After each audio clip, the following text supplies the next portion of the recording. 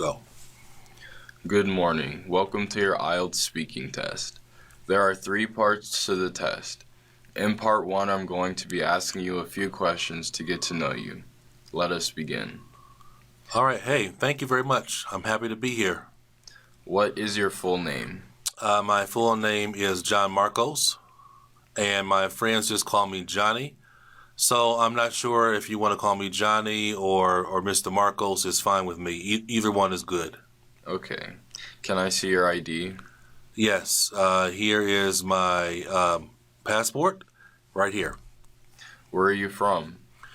Well, I'm originally from Mexico, but I have lived almost all my life here in the United States. However, I have to still take the IELTS exam because of my citizenship. Do you work or study? Right now, I am studying at a university here in the United States, and I have to take the IELTS exam because I need to get a higher score in order to be able to move on to a master's program. What subject are you studying? I am a psychology student, and it's a subject that I really enjoy a lot. I have been learning it in my bachelor's, and I find it very interesting. Why do you think people would choose such a subject in your country? You know what? I don't think that a lot of people in my country actually choose this subject. It's not that often that you hear about people in Mexico that are psychologists. You do have psychologists, but it's not as popular as it is here in the United States. But I think that it might become more popular because it's a great way to help people handle and get better with their individual problems and also societal problems.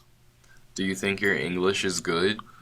I think it's pretty good. You know, I've been living here in the United States for a while, and so I've had a chance to talk to a lot of native speakers. And by talking to native speakers, I've really learned to improve my accent and to learn a lot of vocabulary. What will you do after studying this language? After studying English, I hope that it can be very useful in my profession. I think it'll be very good because I'll be able to meet clients who speak Spanish, and also if there are any Americans or people from the UK, I'll be able to help them as well. So I think that I'll still be using the language after I have been studying it for a while. Okay, let's talk about your home. Okay. Can you describe your home? Yes. Right now I'm living in a 3-bedroom apartment located in a 16-floor apartment building. My apartment has a living room, dining room, 2 bedrooms, kitchen, and a laundry room. Do you like it? It's okay. You know, I prefer to live in a house, but some of the things that I do like about my apartment are the location, the availability of mass transportation, and also my friends are pretty close. Would you like to change something about your house? Yeah, if I could, I would like to change the location of my apartment because I have some next door neighbors that are pretty loud in terms of playing music and having parties. So if I could actually change the actual location of my apartment, that would be great because I need to be able to study for my classes. Okay. Do you like flowers? Yeah, I do. I do like flowers. I have grown. I've actually tried to grow my own flowers for a long time. I'm not very good at it, but I love the smell of flowers. Yes. Do you have any plants in your home? As I was saying, I've tried to grow flowers myself for a while, so I do have some plants inside my home, and I normally keep them near the windows and in the bedroom because it really helps to make the house smell good. What kind of plants were they? Oh wow. I'm not really good with names. I probably can't tell you the actual names of the plants because normally when I go shopping, I just look for the color of the plant and the smell of the plant. And if I like the color and I like the smell, then I buy it. So I'm not really good at names. When was the last time you bought a plant? Wow. I would probably say the last time I purchased a new plant was about 4 or 5 months ago. I bought I can't remember the name of it. It's a big green plant, and you're supposed to put it near the window, and it grows very, very long vines. But it's a beautiful plant. On what occasions do you use flowers in your country? Well, in my country, we use flowers. Definitely, we use flowers sometimes when there is a funeral, weddings, or for some type of romantic situation. Do you like to travel by bus or by taxi? I definitely prefer the bus because on the bus, you're able to really see the way people are inside of a country. You see all types of people on the bus. Some crazy people, some funny people, but I think the bus is more interesting.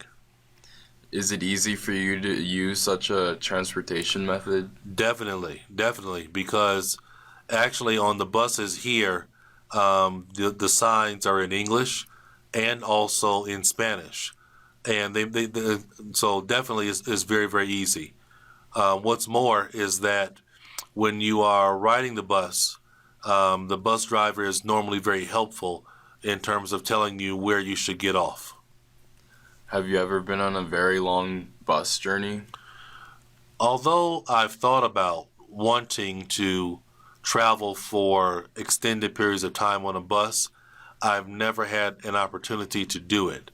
However, if I could take a long bus ride somewhere, I definitely think I would love to ride a ride from where I am now to maybe Oregon or Washington because I've heard it's very beautiful. Do you like giving presents to people? Yes. I think that it is very nice to give presents to people, especially when they're not expecting it, because it's nice to be able to see their happiness from receiving a present. So definitely that is something I love to do. What type of presents do you like to give? Well, I think it's great to be able to give presents that are unique, because I think that people will remember those types of presents a lot more. Do you give presents that you made yourself to anyone? No, I would have to say I've never done that before, since I don't have any artistic talent to make presents. So I don't. I think that the person would find it very funny to receive something made by me. Okay. Do you read magazines? Yes, I have. I have read. I have looked at many magazines over the years. I think that reading magazines is very helpful for your knowledge, but also for being able to look at the pictures from many different places. Which ones do you prefer?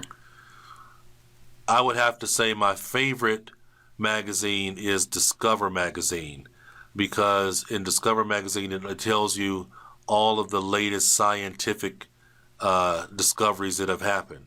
In fact, recently I read an article that was talking about or was discussing about the way that Neanderthals would speak if we actually heard them, and that was very interesting.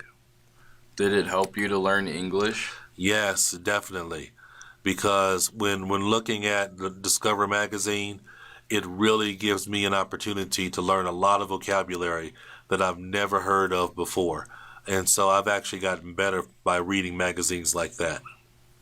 Can you tell me the differences between a magazine and a newspaper?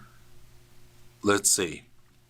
Definitely, definitely. I can discuss that. I can talk about that issue because when you think about a newspaper, a newspaper is going to give you very instant, right away information that happened the previous day. And when it comes to a magazine, they might have articles that contain information that is a month old or 2 months old, because some magazines come out every month or every other month.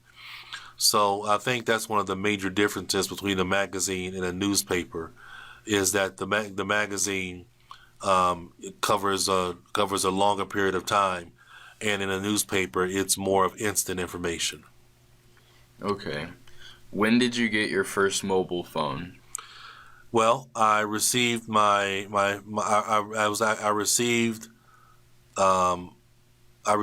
a Nokia mobile phone probably about 10 years ago. And if I remember correctly, that was the very first phone in my life. Okay.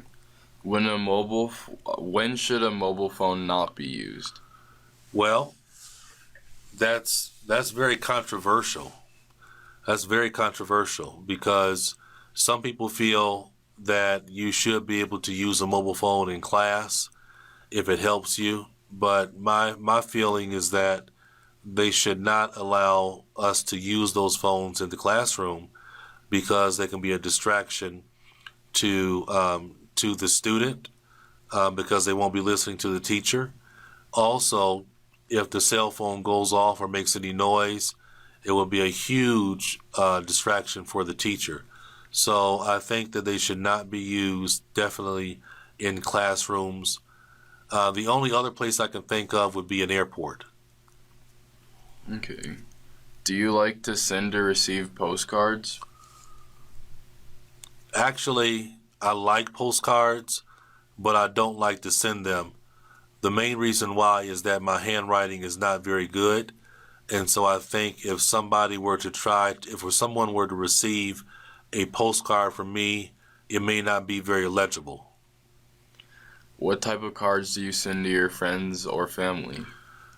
Most of the time, when I'm traveling to different parts of the world, I will get a postcard from the place that I visit, because I think that the people will find it very interesting.